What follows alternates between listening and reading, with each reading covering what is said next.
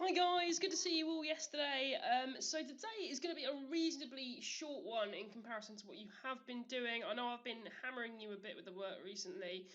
So today's is going to be a little bit lighter, and in large part that's because I'm going to get you to be doing some dirt on your assessments in sort of the near future, potentially over half term. So I wanted to give you a little bit of a break today.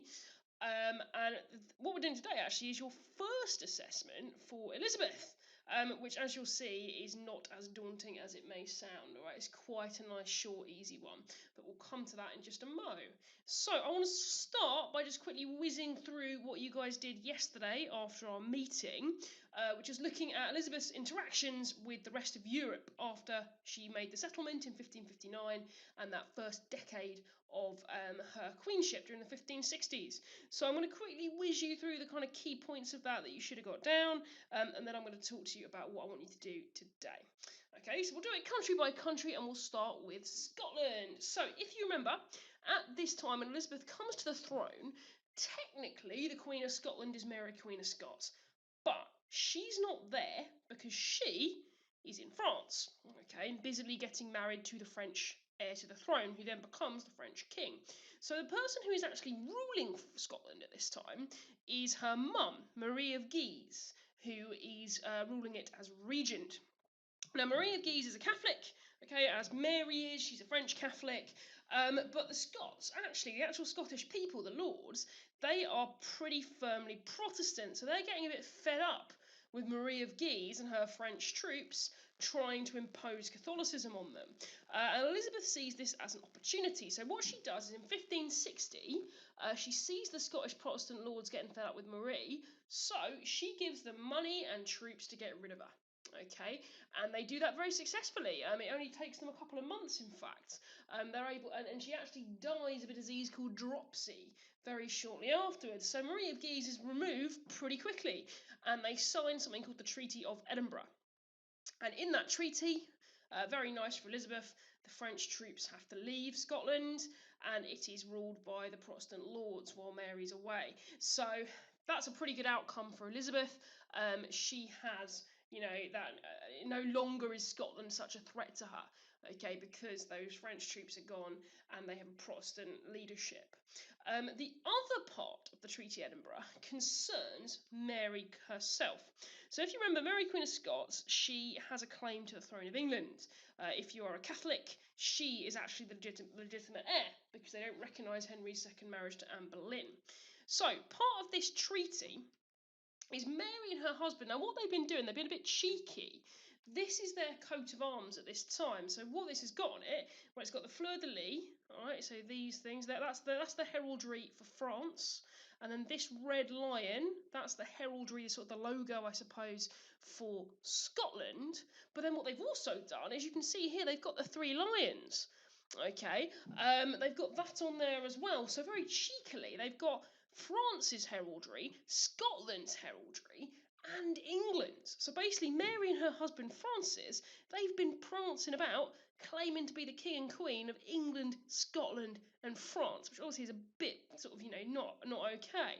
So in the Treaty of Edinburgh, they have to agree to do this. They have to agree to remove the heraldry of England from their coat of arms and to get rid of their throne for the claim of England. They have to say they're not going to, that they're not going to try and press that claim anymore. They're done with it. Now, which is great for Elizabeth again because it removes, in theory, that threat. The trouble is, Mary herself, of course, is away in France. She doesn't really have anything to do with this treaty, so she isn't the one who signs it. So supposedly she agrees to give up this claim, but actually she personally does nothing of the kind, which potentially is going to come back and bite Elizabeth later. But broadly speaking, relatively positive intervention. The French troops are gone, Marie of Guise is gone, there's a Protestant leadership now in Scotland. So, moving on to our next country. So, the next country sort of on Elizabeth's list is France. So, if you remember, France is in theory a Catholic country at this time. However, it's not quite that simple because they are having some problems of their own. And as of 1562, the French basically has a civil war. Okay, there's a civil war in France between the Protestants, who are called the Huguenots, and the Catholics, and they have a sort of they're fighting within France. Now, Elizabeth obviously doesn't like the look of that because let's face it, France is pretty close. Okay, now we already know that within England there are a lot of Catholics still sniffing around. So what Elizabeth doesn't want is them to get any ideas and she'll end up with a similar situation. So it's in Elizabeth's interest to try and hurry this French war along ASAP so that the Catholics and the Protestants are no longer fighting over there, because I say it might give her people dangerous ideas. Now, remember the big thing with Elizabeth's kind of relationship with France was the loss of Calais, which you can see just there, okay, England's last port town. Okay, so Elizabeth also thinks this could be an opportunity to get herself something to replace it, if not Calais itself. Okay, so what she hears is the Huguenots, the French Protestants, they are currently at a place called Le Havre, which is just here, and they are being besieged by the Catholics, coincidentally by the Duke of Guise, who's related to Mary Queen of Scots. What Elizabeth does is she sends them 6,000 men and a whole bunch of money, okay, 140,000 to be precise, and to help them sort of reclaim that town. And the idea is that when the Huguenots have managed to fight off the Catholics, they'll let Elizabeth have Le Havre, and that'll be great because then she'll have a port town to replace Calais, and that humiliation will be somewhat redressed. Unfortunately for Elizabeth, the Huguenots kind of go behind her back and make a peace with the Catholics anyway. So all of her money and troops have gone to waste. Okay, what they then do is they sign something in 1564, so a couple of years later, called the Treaty of Troyes. And in that treaty, she has to agree to lose Calais permanently. Okay, in the Treaty of Cateau-Cambrésis, that initial treaty from 1559, it was kind of a conditional thing, like we're going to take Calais off you for a bit. Treaty of Troyes is right, Calais, you never have it, it's gone forever. Doesn't get Le Havre either, and she also, the amount of money they pay her to leave France, to take her troops away, is about 20,000 crowns less than she actually gave them in the first place. So a bit of a debacle, ends in failure, and of course the trouble is she has made a bit of a statement by sending troops over to help these Protestants. And who is not going to like that statement? Well, who's the top Catholic in Europe? Mr. Philip, King of Spain. All right, he's going to see Elizabeth doing that. He's already seen her poking her nose up in Scotland and helping the Protestants. He's not going to be very impressed by that. All right, he's not going to enjoy seeing Elizabeth helping all these Protestant rebels. And in this case, she actually got nothing out of it anyway. So, total failure. Okay, so where else have we got? Well, Spain. So we're not really. Spain is the equivalent at this time of a superpower. Okay, a massive empire, owns a lot of the New World, very well resourced, massive army. Elizabeth has no chance, right? So there's not really a lot of competition with Spain itself. Where the problem is over here. All right, in the Netherlands, okay, Holland, because that, or the Low Countries as it's sometimes called at the time, that is part of Philip's empire, as you can see from the fact it's yellow. Okay, he controls this territory.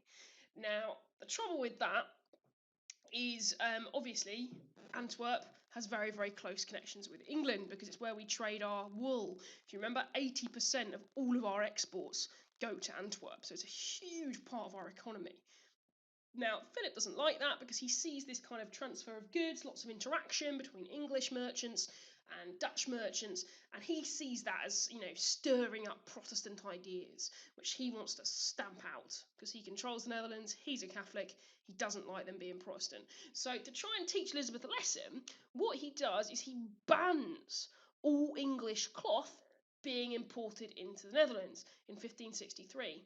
Now, obviously, that is a bit of a disaster because so much of England's trade goes through the Netherlands. 80% of the trade is basically halted because he bans it. So Elizabeth obviously is in pretty dire straits as a result, and her response is to respond with a trade embargo of her own. I.e., she says, well, I'm not going to trade with you then. So for a year, neither the Netherlands nor England trade with each other, which is, to be honest, not a great idea because actually both massively lose out. It's very much the definition of cutting off your nose to spite your face. I don't know if you've heard that expression. All right, she's trying to teach him a lesson by refusing to trade with him, but really, who's getting hurt by that? Her. more than anything England's economy. So they give up on that after a year. All right, but that's the first little bit of tension there. Okay, that trade embargo in 1563. We then have round two, because meanwhile something quite important happens in the Netherlands. All right, now if you remember, I said they're controlled by Philip.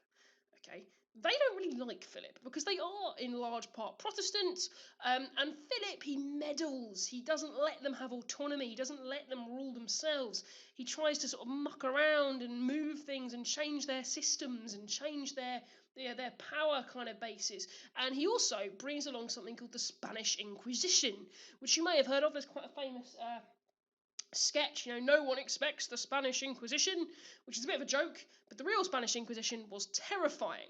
Okay, it was this kind of crack squad of priests who would go around. They were Catholic, and their whole mission was to root out heretics, i.e., Protestants, torture them until they admitted they were Protestants, and then burn them alive as heretics. So the Spanish Inquisition, not a nice organisation. And if you're a Protestant country, which the Netherlands was at this time, the Spanish Inquisition are a right pain. So, unsurprisingly, 1568, the Dutch Protestants rebel. All right, they have something called the Dutch Revolt, where they rise up against Philip because they're fed up with being ruled by him. Unfortunately for the Netherlands, Spain is the superpower, so he sends 10,000 men over to the Netherlands, led by this guy here, the Duke of Alba, to crush that revolt. And within a single year, that Dutch revolt, has been pretty much stamped on. And what Alba then sets up to kind of make sure that the Dutch never dare do anything like it again is he sets up something called the Council of Troubles. Okay, and that existed to enforce Catholicism, and it condemned thousands of local Protestants to death. Okay, and to the extent they literally called it the Council of Blood. It ignored all of those actual laws within the Netherlands and completely sort of persecuted the local Protestants. So, inevitably, because of all this persecution that's going on in the aftermath of the revolt, the Dutch Protestants leave, they flee. So, the same way that English Protestants fled to the Netherlands when Mary was queen and was persecuting Protestants in England, they flee to England. Okay, they flee to get away from Alba and his Council of Blood. Now, that presents Elizabeth with a bit of a dilemma. Okay, two problems. Number one, there's a big old Spanish army just over the channel. Okay, so a Spanish army in Spain, that's not too scary. That's quite a way away. The Netherlands is incredibly close, as you can see. All right, it's a day trip, isn't it, these days? So 10,000 Spanish Catholic troops sat just over the channel. Okay, that's pretty scary. And William Cecil in particular is very concerned about that prospect. But Elizabeth, obviously, she can't do anything about it. She doesn't have the resources.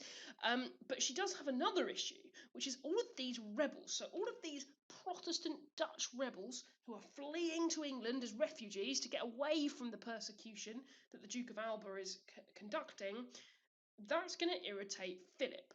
Right? Philip is trying to crush the Dutch rebels. He's trying to stop them being Protestant. And Elizabeth, if she's standing across the channel welcoming them with open arms, protecting those rebels, which she's already done in France and Scotland, she's already poked the beast a few times, that's going to cause problems. And Elizabeth does not want war with Spain. She cannot afford it. She cannot win.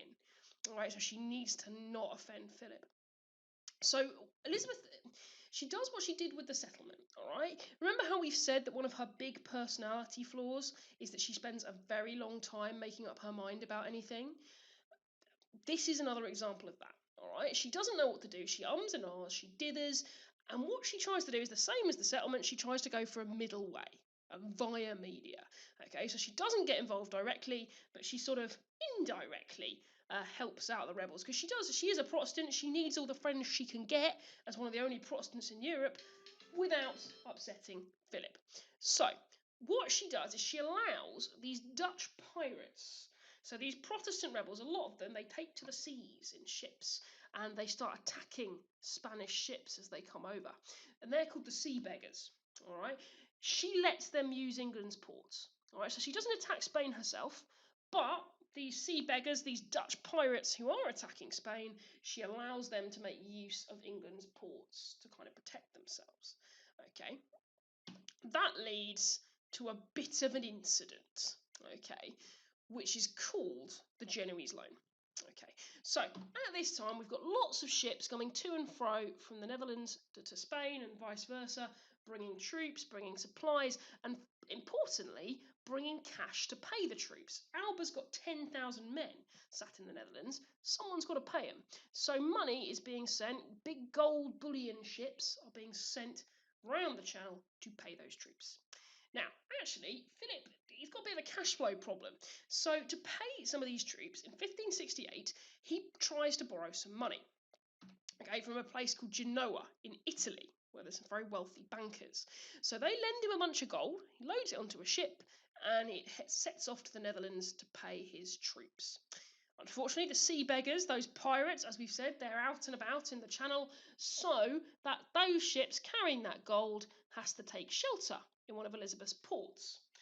Now, this is where Elizabeth is a little bit cheeky because she has a look at this ship filled with Spanish gold, well, Italian gold, and says, well, I mean, it doesn't technically belong to Spain because it's a loan, so tell you what, I'll have the loan. And she nicks all the gold. And she says, yep, cool, Italian bankers, I'll pay you back. They don't care, as long as someone pays them back. It's fine for them. Bit of a pain for Philip, though. All right, this huge ship full of gold, money that he has borrowed to pay his troops, Elizabeth's just pinched it. All right, she's literally, it's sat in her port and she's just gone and helped herself.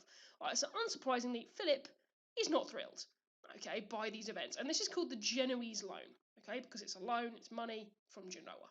Okay, and I say Elizabeth literally just nicks it, which, as I say, does not go down particularly well. So, in short, if you look at the 1560s, Elizabeth's kind of first decade in power, you can kind of describe it as basically Elizabeth repeatedly annoys the Spanish. Okay, because she becomes queen, she pretty much immediately turns down Philip's marriage proposal. Says, you know, I don't want to marry you. She then passes a pretty Protestant religious settlement. Okay, she kind of starts enforcing that Protestant religious settlement. She sticks her nose in Scotland and helps the Protestant rebels. She sticks her nose in France and tries to support the Protestant rebels there, not successfully, but she does have a go. The Dutch revolt happens, and she sort of, again, half-heartedly sticks her nose into that. All right, she lets the sea beggars use her ports, and then we have this incident, the Genoese loan, when she nicks a bunch of their cash. And she's got all of these Protestant rebels from the Netherlands coming to her country that she is sheltering. So it's pretty much incident after incident of the Spanish being wound up. All right, which at this time doesn't have any huge ramifications, but our course is moving towards the invasion of the Spanish Armada in 1588. So this kind of long-term cause, these very early occasions when Elizabeth annoys the Spanish, are really important to be aware of, just to know that full picture of how this builds and builds and builds until eventually, in 88, Philip's going to try and invade England. So, the main thing you're going to do today is you are going to be doing your first Elizabeth assessment. Now, as I say, do not panic by the sound of that, because it's actually pretty simple. All right, so the Elizabeth paper, it looks like this. Now, the scary thing about the Elizabeth paper is you sit it at the same time as the Cold War. Okay, so that Cold War paper, you remember it got 3 questions, you got the consequences, the narrative account, and then explain the importance of. That is half your paper. Okay, so it's an hour and 45 minutes in the whole, so you spend about 50 minutes doing all those Cold War questions, and then you spend the rest of the time doing these Elizabeth questions. Okay, but technique-wise, they're quite easy. So the first one is describe 2 features of. So basically, tell me 2 things about a thing, and I'll talk to you more about that in a second. You've then got an explain why question, which is the same as you get for Germany. And then the final one's just a straightforward essay, something, how far do you agree? Okay, but we will look more at these types of questions in a later lesson because we're not too fussed about those at the minute. What we care about today is this one, the describe 2 features. So, this really, I cannot stress to you enough, boys, this really is a very, very simple question. Okay, there's no special technique really. Okay, to the extent there isn't even really a mark scheme. You know, we've seen lots of mark schemes in the past with the different levels and the bands. Don't even have that. All right, literally, it just looks like this: 1 mark for each valid feature, 2nd mark for supporting information. So if I was to show you an example, okay, the question is to describe 2 features of the challenges to Elizabeth's legitimacy that she faced in 1558. One challenge to Elizabeth's legitimacy was the circumstances around her parents' marriage. Boom, there's our feature. That's 1 mark done. And then to get the 2nd mark, we've got to add some more detail. So, her father, Henry VIII, had broken from Rome in order to divorce his first wife, Catherine of Aragon, yada yada. Done. Okay, so 2 marks. Easy. 1 feature, explain it, give me some detail. Do that twice, okay, because this is what the paper actually looks like. You get 2 kind of spaces for feature 1, feature 2. So again, feature, detail, that's your 2 marks. Let's look at this one. Another challenge to Elizabeth's legitimacy was the fact she was a woman. Feature, good. At the time, women were widely viewed to be inferior to men in terms of intelligence, rationality, and strength. They were under the control of their father, blah, blah, blah. Boom, nice detail, 4 marks. All right, that's all you have to do. So obviously you need to know your stuff, right? You need to know what you're talking about, but in terms of how you actually answer the question, it's relatively straightforward. You just tell me something and then you give me detail about that something. Okay, 1 mark, 2 mark, done. Okay, so what I'm going to ask you to do for your first assessment, and I'm going to ask you to do that during the rest of what would be today's lesson, is I'm going to ask you to do that 3 times. So I've got 3 questions based on things we've been doing quite recently that I would like you to answer and give me 2 features of.